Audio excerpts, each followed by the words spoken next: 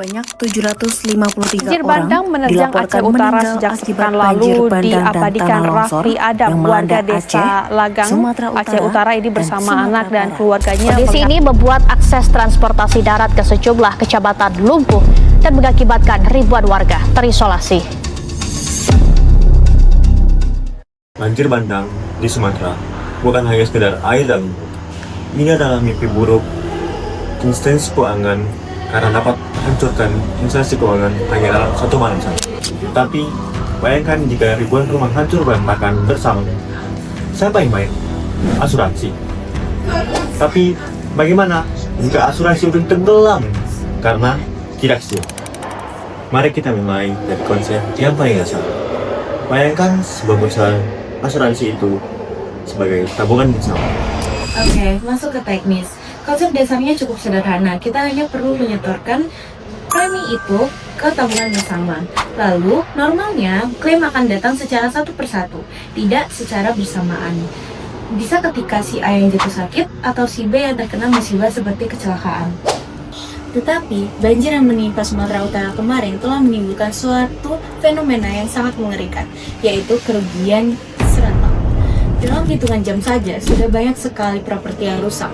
Hal ini sudah bukan merupakan tetesan air keran, melainkan bendungan yang jebol. Ini membawa kita ke risiko konsentrasi. Jika seorang aktuaris sebelumnya hanya menjual polis untuk daerah yang rawan banjir di Sumatera Utara, maka kita akan tamat. Ibaratkan semua nasabah bank menarik uang secara bersamaan, maka kas perusahaan akan divisit secara instan, lalu likuiditasnya akan dicekik. Maka inilah yang kita sebut sebagai claim shock. Jadi, kalau misalkan data yang nggak valid, kita nyerah kayak gitu aja. Enggak dong, kita bisa memakai ketidakpastian stokastik. Di sini, kita tidak hanya menghitung kejadian yang sering terjadi, tetapi kita juga harus menghitung kejadian yang langka tapi memiliki dampak yang mematikan atau yang masih disebut dengan tail risk. Seperti kejadian banjir 100 tahunan yang datang hari ini. Tenang saja, kami akan menggunakan senjata simulasi Monte Carlo. Karena komputer akan menyimulasikan ribuan skenario waktu, mulai dari kejadian hujan biasa hingga kejadian badai berkelana biru. Mungkin kalian bertanya-tanya, apa sih tujuannya? Sebenarnya tujuannya adalah untuk mencari skenario terburuk atau worst case agar perusahaan tahu seberapa banyak uang yang mungkin harus dikeluarkan. Tunggu dulu, bukannya aktuaris itu jenis matematika? Kenapa mereka tidak bisa memprediksi itu? Masalahnya ada di sini.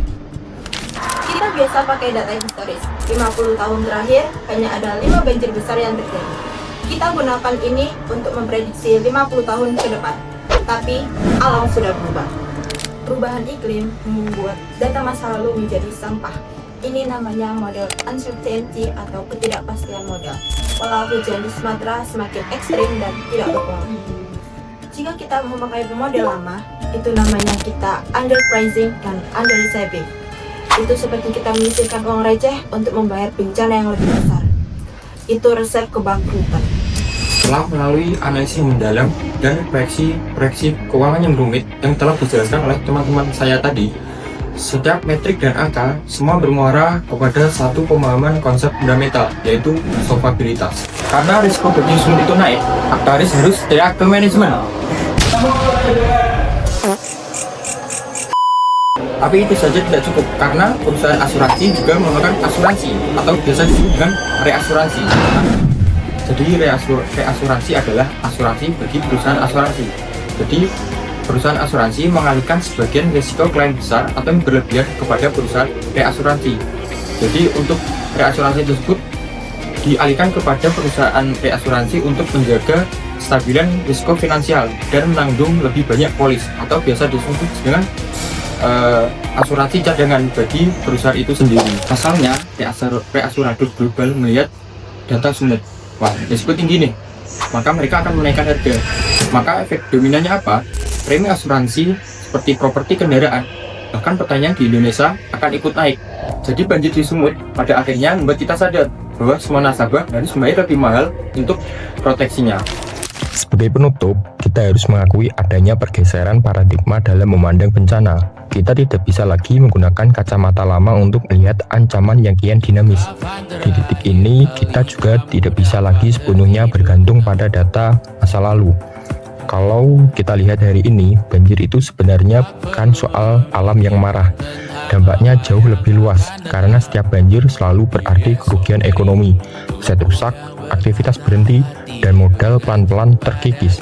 Di titik ini, kita juga tidak bisa lagi sepenuhnya bergantung pada data masa lalu. Pola lama sudah tidak relevan karena perubahan iklim dan pembangunan bikin risiko jadi makin sulit ditebak. Disinilah peran aktuaris dan pengelola risiko berubah. Mereka bukan cuma penghitung angka, tapi harus bisa membaca cuaca masa depan sekaligus menyusun strategi menghadapi ketidakpastian, layaknya menyusun taktik di medan perang. Pada akhirnya, semua ini bermuara pada satu hal, kesadaran risiko. Tanpa kesadaran dan pengelolaan risiko yang baik, ekonomi akan rapuh. Tapi dengan pemahaman risiko yang kuat, keberlanjutan ekonomi bukan cuma mungkin, tapi bisa benar-benar dijaga. Oke, sekian kami dari kelompok 6 pengantar Sains Aktuaria. Terima kasih sudah menonton dan sampai jumpa di pembahasan risiko selanjutnya dan bye-bye.